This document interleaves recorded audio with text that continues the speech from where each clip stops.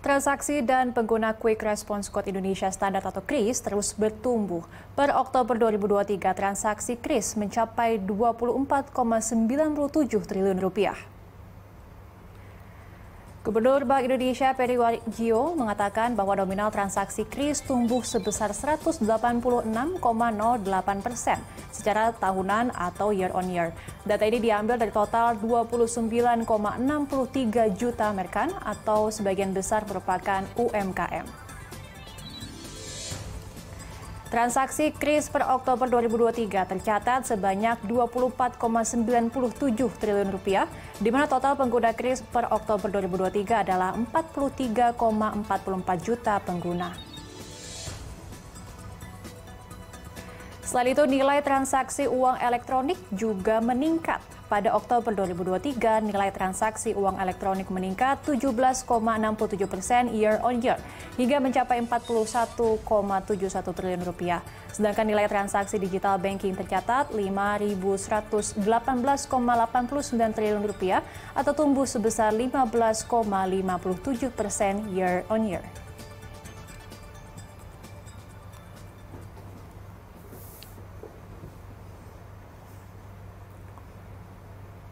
Ya pemirsa, KRIS ini sebenarnya adalah terobosan inovasi untuk membuat sistem pembayaran menjadi lebih praktis dan mudah. Namun ternyata masih ada saja oknum yang menemukan celah untuk menyalahgunakannya yang kemudian merugikan masyarakat, terutama para pelaku UMKM. Lalu bagaimana masyarakat harus menyikapi penipuan-penipuan bermodus KRIS ini? Kita akan membahasnya bersama dengan Ketua Komisi Tetap Cybersecurity Aptiknas dan pengamat security Vaksin.com, Alphonse Tanujaya. Selamat siang, Pak Alphonse. Sejauh ini Pak, ada laporan muncul dari masyarakat terutama sejumlah pelaku UMKM gitu, seperti pedagang warung makan hingga pedagang kue yang mengaku menjadi korban oknum yang pura-pura sudah membayar menggunakan KRIS, namun ternyata ini fiktif atau tidak masuk uangnya lah. Bagaimana Anda melihat munculnya modus penipuan ini, Pak? Selamat siang, Puja. Ini satu keniscayaan lah. Jadi setiap ada satu kemudahan pembayaran, ibaratnya ada gula ada semut. Jadi apa pembayaran yang paling populer akan menjadi sasaran bagi penipu. Mereka kan menyesuaikan dirinya. Dan kita lihat sekarang KRIS memang paling populer, sehingga kelihatannya memang orang mulai mencari cara untuk mengeksploitasi. Di mana selama ini sebenarnya yang paling terancam eksploitasi adalah pihak penjual ya, yang dipalsukan KRIS-nya kemarin, sehingga uangnya tidak masuk ke tokonya, masuk ke rekening karyawannya. Tapi ini yang terjadi sekarang adalah pembeli yang berpura-pura sudah membayar, lalu memberikan tanda terima KRIS yang palsu kepada penjual. Padahal umumnya nominalnya kecil ya, kasihan juga dan agak keterlaluan juga. Nah, mungkin hal ini bisa diatasi dengan cara setiap kali ada terima pembayaran KRIS itu ada pemberitahuan ke ponselnya, kira-kira seperti itu, Puja. Oke, nah ini kan sebenarnya tujuannya positif ya Pak, baik untuk memudahkan transaksi bagi penjual maupun pembeli yang menjadi lebih praktis, termasuk juga UMKM begitu. Nah ini mungkin seharusnya memang gampang Pak, tapi melihat bahwa semua penjual ini harus recheck terlebih dahulu uangnya sudah benar-benar masuk atau belum ke mutasi rekeningnya sebelum mengiyakan dan juga menutup transaksi. Nah tapi sebenarnya mengingat bagaimana beragamnya latar belakang pelaku UMKM kita, termasuk dari sisi usia Pak, kefamiliaran dengan teknologi ini juga hingga faktor pendidikan misalnya. Menurut Anda bagaimana agar penipuan berkedok bayar pakai KRIS ini bisa dicegah? Perlukah memang sosialisasi dan juga edukasi khusus yang mungkin bisa dilakukan oleh pihak otoritas? Kita memang perlu realistis juga. Jadi melakukan sosialisasi, lalu kita lihat latar belakang dari penerima sosialisasi, di mana pedagang UMKM ini pendidikannya kan umumnya memang tidak terlalu tinggi. Nah, sebenarnya ini bisa salah satu diatasi dengan teknologi. Jadi mungkin pemilik toko juga agak sungkan memberikan akses rekening kepada karyawannya, sehingga nanti dia bisa lihat saldonya atau bagaimana. Nah, hal ini bisa diatasi dengan cara setiap kali menerima pembayaran transaksi itu akan dikirimkan ke nomor telepon atau WhatsApp tertentu. Nah, cuman yang perlu diperhatikan adalah jangan sampai ini menjadi bancakan baru. Jadi maksudnya jangan sampai seperti yang sekarang. SMS informasi penerima transaksi kris yang saya terima, itu saya kena cas 1.500 per SMS. Jadi saya terima SMS atas bukti transaksi kris saya harus bayar SMS premium. Mungkin ini yang perlu menjadi perhatian dari Bank Indonesia gitu loh.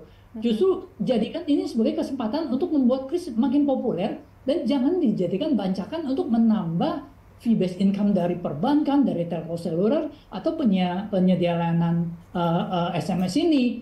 Misalnya SMS ini terlalu mahal, katakan, dan teknologinya juga memang tertinggal, kenapa tidak gunakan WhatsApp juga gitu loh. Jadi kalau tiap kali ada transaksi kris, dia akan kirim pemberitahuan ke nomor WhatsApp yang telah ditentukan. Dan harganya kan murah, dan kita bisa minta, aku minta beberapa nomor WhatsApp. Kalau ada transaksi ini, kirim ke nomor WhatsApp ini, nomor WhatsApp ini, nomor WhatsApp ini. Sehingga biayanya bisa ditekan, dan penerima kris itu nggak perlu belajar macam-macam. Hampir semua orang kan punya WhatsApp. Jadi kalau dia lihat, udah di WhatsApp udah ada bukti tanda terima kris sebesar 45.000 dari pembayar ini, udah selesai. Dia bahkan nggak perlu melihat tanda bukti dari pembeli. Dia lihat, yang penting kan dia lihat di WhatsApp-nya dia gitu loh.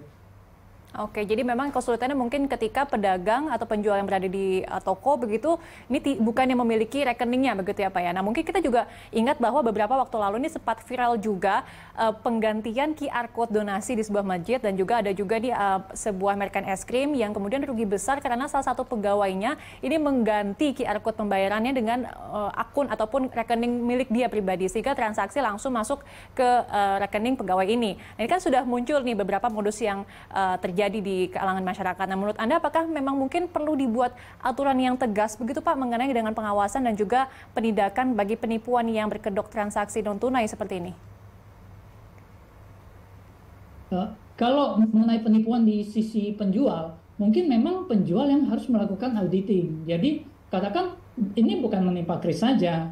Jadi kalau misalnya dia terima tunai atau terima pembayaran dari kanal lain, kalau memang pengawasannya tidak baik, ya bocor saja. Jadi ini tidak terlalu korelatif dengan kris, tetapi dengan kontrol dari penjualnya. Jadi itu poinnya. Tetapi untuk supaya mempersulit penipuan itu dan supaya kris ini makin populer digunakan, memang saya pikir juga ada bukti transaksi itu yang dipermudah, dan jangan dijadikan bancakan untuk menambah fee-based income dari bank, provider, atau penyedia layanan SMS. Karena ini justru akan menyulitkan perkembangan kris ini gitu loh.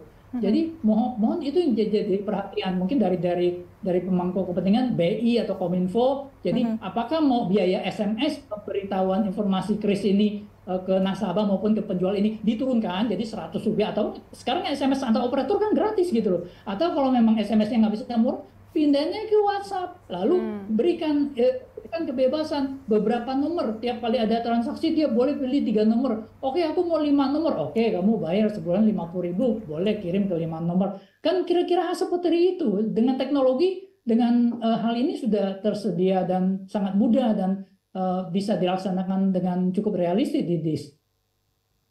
Baik, terakhir Pak, apa kuncinya agar transaksi-transaksi kris yang saat ini juga bahkan sudah bisa digunakan di luar negeri ya, ini tetap bisa lebih aman dan juga mulus diimplementasikannya di semua kalangan?